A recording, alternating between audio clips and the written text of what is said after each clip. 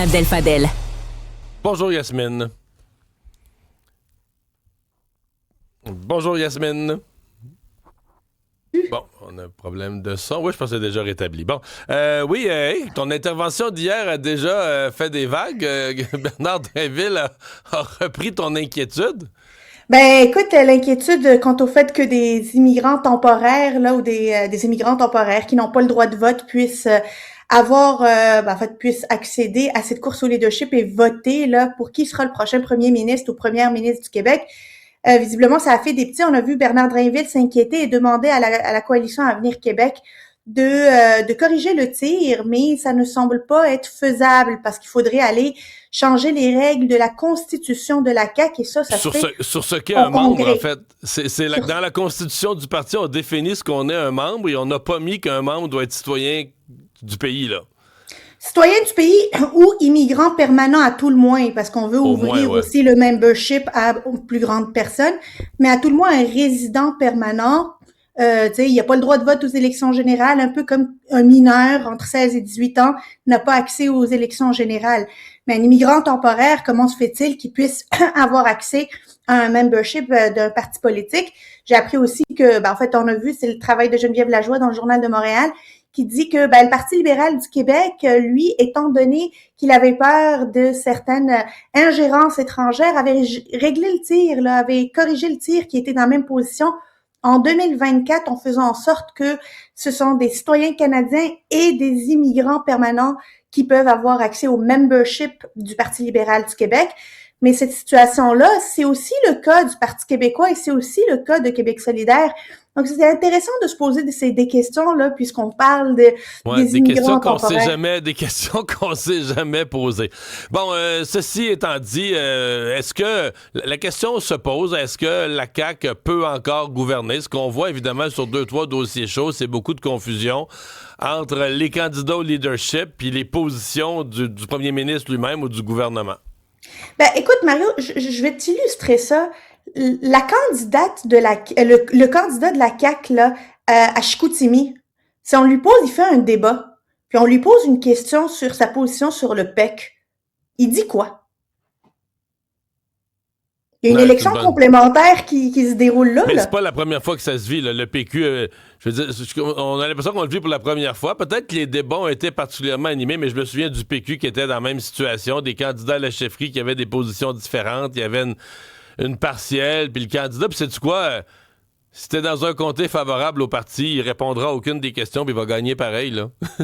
Mais ce qui est assez particulier, c'est que cette course au leadership-là se fait pas en début de mandat. Se fait en fin de mandat, à quelques mois des élections générales. Et j'ai l'impression que la CAQ se tire dans le pied parce que la raison qui a mené, entre autres, à François Legault de devoir démissionner puis dire, ben oui, j'ai compris qu'on voulait du changement, c'est l'usure du pouvoir, c'est l'espèce de chaos là, généralisé qu'on a vécu à l'automne, notamment avec les médecins, l'incapacité de prendre des décisions, les avances-reculs, les chicanes.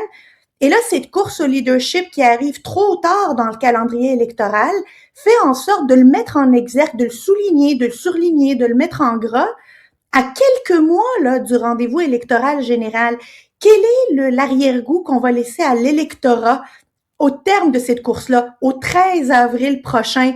Ben, c'est que c'est la même chose qu'au mois d'automne. C'est un gouvernement qui est incapable de gérer, que les sujets prioritaires sont un peu escamotés parce qu'on parle ni de santé, ni d'éducation, ni de finances publiques.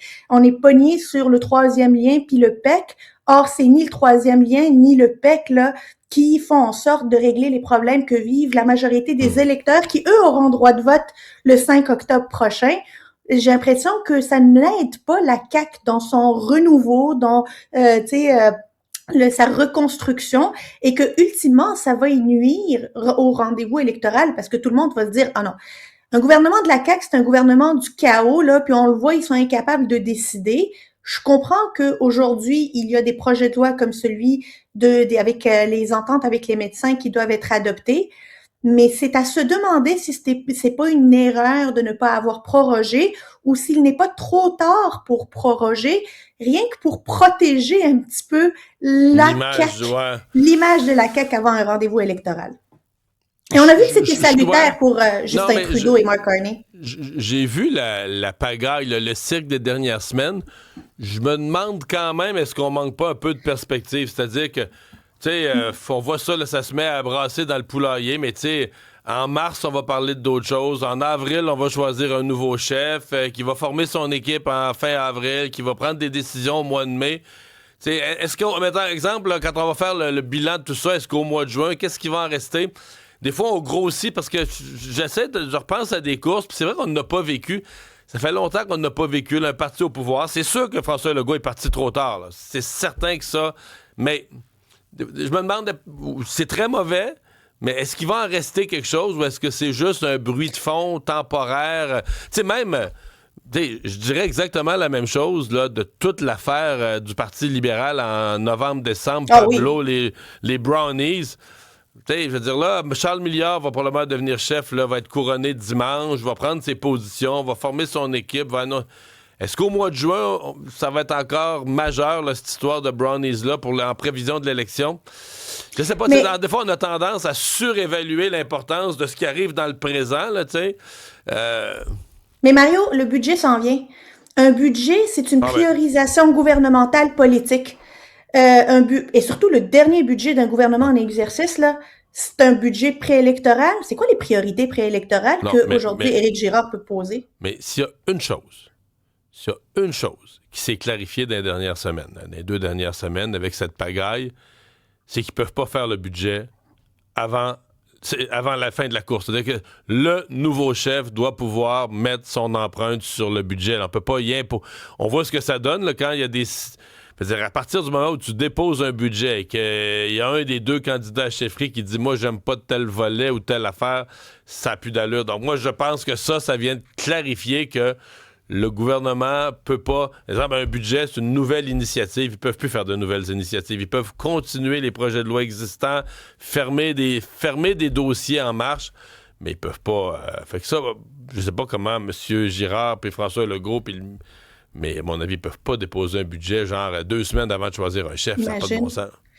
Imagine déposer un budget où la personne qui va devenir première ministre ou premier ministre le 13 avril n'aura pas mis son grain de sel là-dedans, ne l'aura pas approuvé, n'aura pas approuvé les priorités. Il n'aime pas un des chapitres du budget. Imagine-tu l'affaire, toi.